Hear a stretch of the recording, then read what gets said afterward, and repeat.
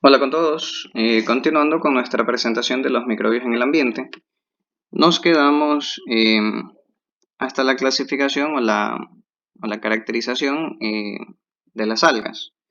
Haciendo un breve recuento, pues vemos de los microorganismos, tenemos el virus común en nuestro medio en los momentos actuales. ¿Qué es el virus? ¿Cómo se lo considera? ¿Cómo se compone? ¿Cuál es su estructura? ¿Qué tipos de virus tenemos? ¿Cómo puede afectar al metabolismo y el tamaño de los virus? Hablamos de su estructura y hablamos también de las bacterias, que son básicamente unicelulares, cómo se componen, en dónde se las encuentra, en qué tipo de procesos ambientales se pueden desarrollar o se las puede encontrar también, ya sean benéficas o patógenas, eh, y cuáles son sus funciones principales y su estructura. Llegamos entonces hasta las algas y mencionamos básicamente que son organismos eucariotas versus o diferente de las bacterias que son procariotas. Las algas son organismos eucariotas con clorofila, con pigmentos que le ayudan a fotosintetizar. Hay algas unicelulares como el plancton o fitoplancton que son básicamente un conjunto de microorganismos que están flotando en el agua libremente, pero de estos microorganismos la gran mayoría son básicamente algas. Cuando hablamos de plancton y fitoplancton, creo estamos familiarizados que suele ser ese color verde que se suele ver en el agua o incluso unos colores rojizos también. Hay también las algas pluricelulares, es decir, que tienen un conjunto de células que la conforman. ¿Dónde se encuentran las algas? Pues se puede encontrar en suelos húmedos, en el agua, como vimos anteriormente, en roca o en madera también. La mayoría de las algas son fotoautotróficas, lo que quiere decir que ellas pueden fotosintetizar para producir su propio alimento. Pero también hay unas cuantas que pueden ser quimoheterotróficas o conocidas también como quimioheterotróficas y básicamente, como lo dice su nombre, obtienen energía a partir de reacciones químicas eh, en con la materia orgánica de donde pueden obtener sus nutrientes. Es decir, las bacterias interactúan con la materia orgánica, la descomponen y en ese proceso de descomposición adquieren los nutrientes necesarios para ellas poder sobrevivir. Los tipos de reproducción de las algas pues tienen una reproducción asexual más común en algas unicelulares, que es básicamente la fragmentación de las algas filamentosas o coloniales, o también por la formación de esporas. En este caso hablamos de un proceso de mitosis, similar al de los hongos. En este caso las esporas no se convierten en células sexuales. También se pueden reproducir por fisión binaria, que es un proceso similar al de reproducción de las bacterias, que es cuando el organismo, cuando la célula madre se divide en dos partes iguales. Y básicamente divide el núcleo, el citoplasma, la célula completa como tal, dando lugar a una célula hija idéntica a la célula madre. Y tenemos una reproducción sexual. La reproducción sexual en las algas es conocida como alternancia de generaciones. ¿Por qué se le llama de esta manera? Bueno, pues básicamente se da en algas pluricelulares, en donde hay una unión de gametos, de dos gametos, y producen un nuevo ser. Pero después de esta reproducción, hay también la reproducción por esporas. Y así se van alternando. Una reproducción sexual donde hay una unión de gametos y luego una reproducción asexual a través de las esporas. Por eso se le llama alternancia de generaciones. Vemos entonces los tipos de algas que tenemos. Y tal vez para los que vieron Harry Potter, estas son las algas pluricelulares. son estas algas grandes que se pueden ver a simple vista. De hecho, pueden ser muy largas, pueden llegar a medir más de 2 metros de longitud y algunas incluso más que eso. Y asimismo tenemos las algas microscópicas. Se pueden ver solamente a través de un microscopio o identificarlas a través de un microscopio, como esta de la izquierda, pero cuando están en conjunto forman básicamente eh, como una mancha en el agua, una sombra en el agua. Y en este caso hay lo que se conoce también como la marea roja, que es, en resumen o en pocas palabras, un conjunto de cientos de miles de millones de algas de este color. Y ya vamos a ver más adelante cuáles son este tipo de algas. Aquí están entonces las algas verdes, que son clasificadas como Chlorophyceae, básicamente las que producen clorofila.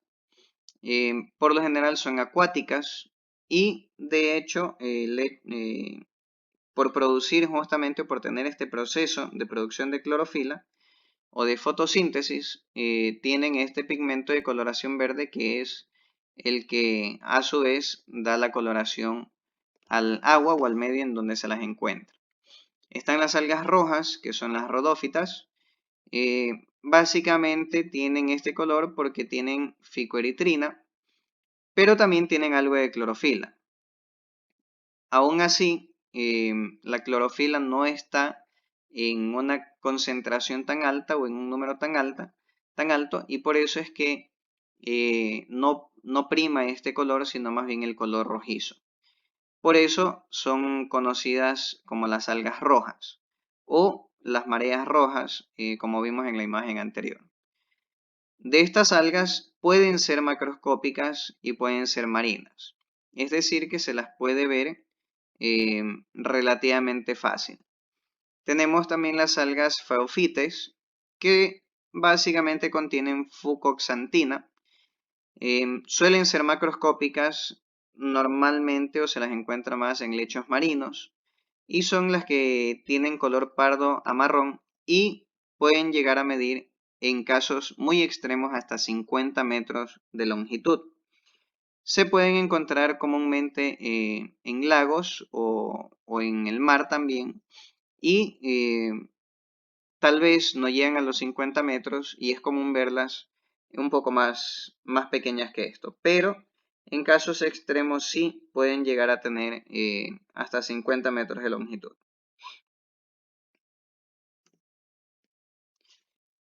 Tenemos entonces, después de haber visto virus, bacterias y algas, tenemos otro microorganismo conocido como protozoos. Básicamente son células eucariotas simples, es decir, que no tienen membrana celular. Son eucariotas similar a las algas, diferente de las bacterias, obviamente, en su forma de las células o en su origen celular.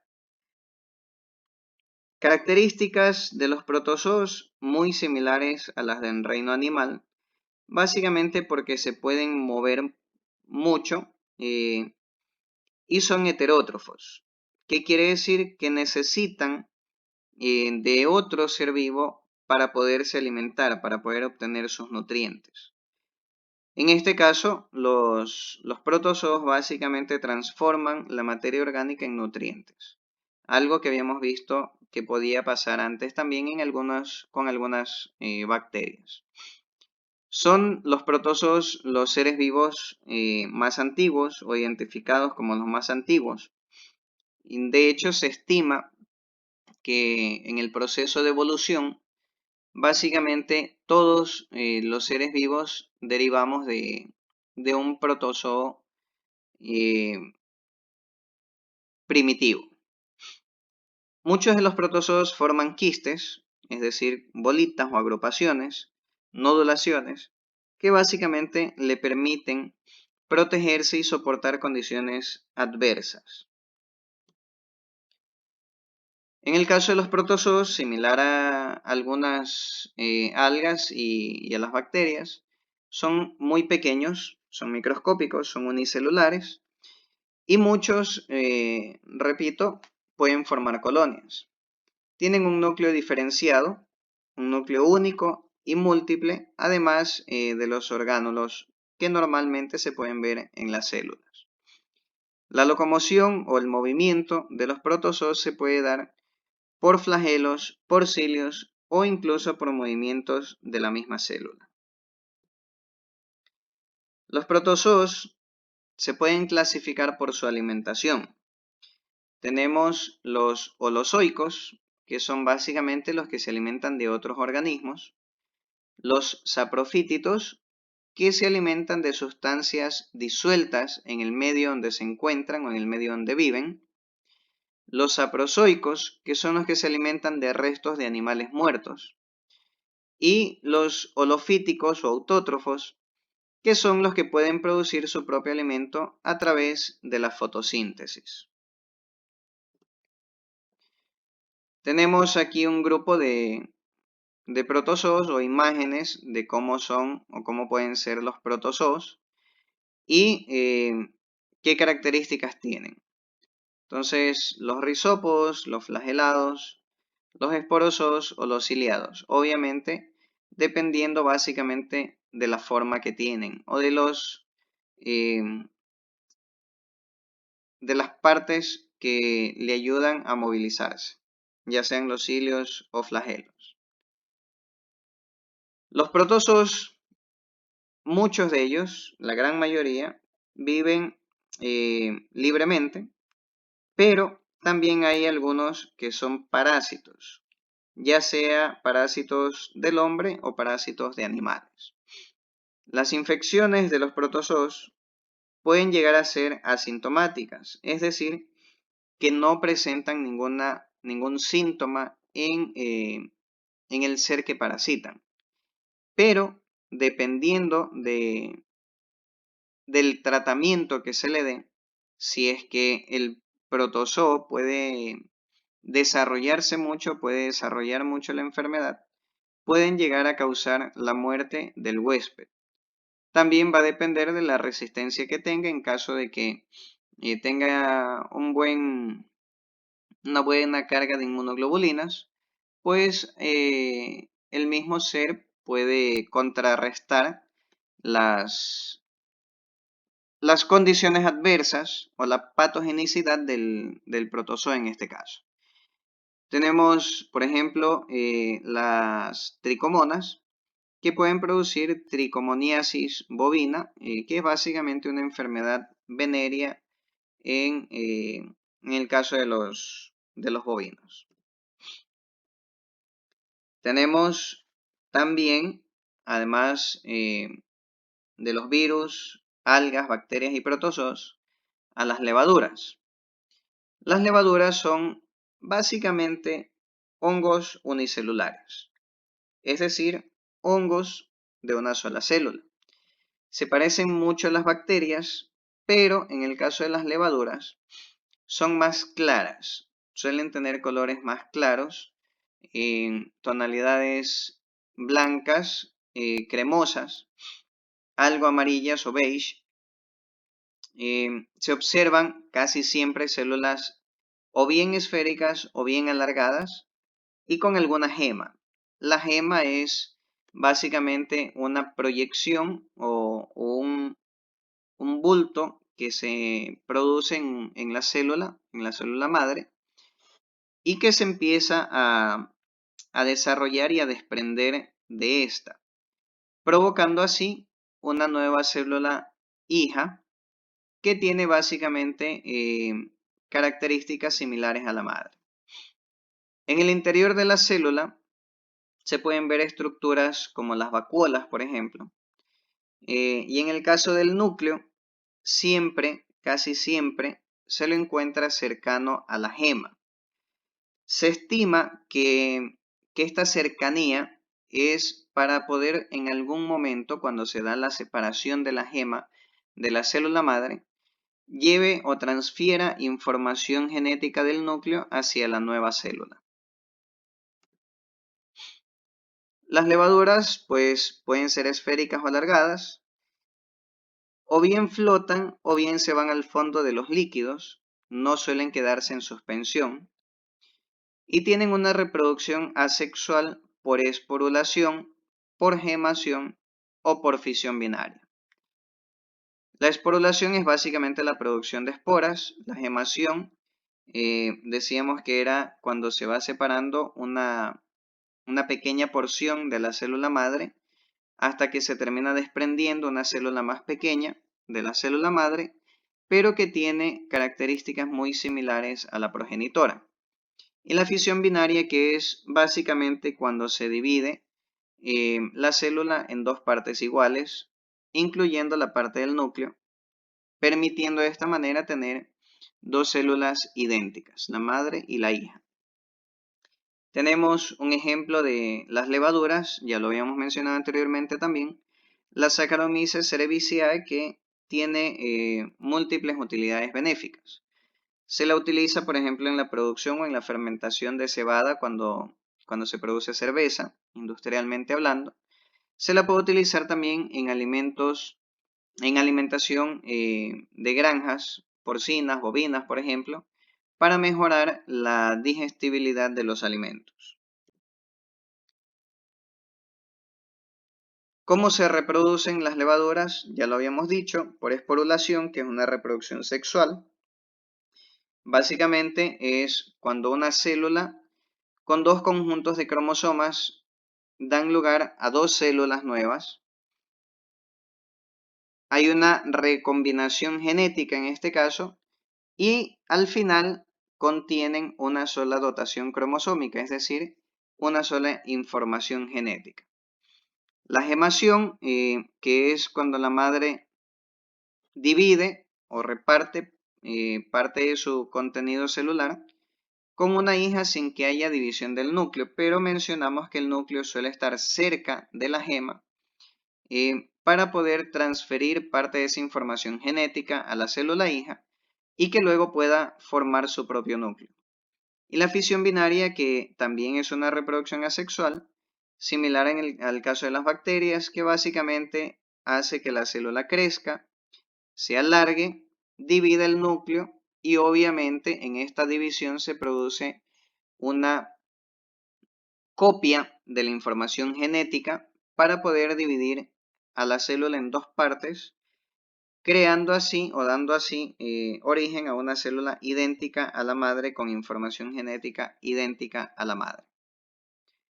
El ejemplo de las levaduras, muy conocido en este caso el polvo royal, utilizado mucho en pastelerías. Y bueno, por último tenemos a los mohos en esta clasificación de microorganismos, que son básicamente hongos filamentosos con una célula aislada como la levadura. Tienen una reproducción asexual por lo general. La reproducción sexual sí puede existir, pero solo en condiciones extremadamente favorables. Por eso es poco común ver este tipo de reproducción.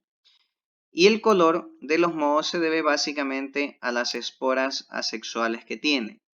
Es decir, que si tiene esporas negras, básicamente se lo va a ver de un color negro también. Tenemos ejemplos de los mohos, por ejemplo los Aspergillus, los Penicillium, la Alternaria, que pueden estar dentro de esta clasificación. Con esto finalizamos la clasificación de los microorganismos para saber en dónde radica la diferencia entre uno y otro. Muchas gracias por su atención.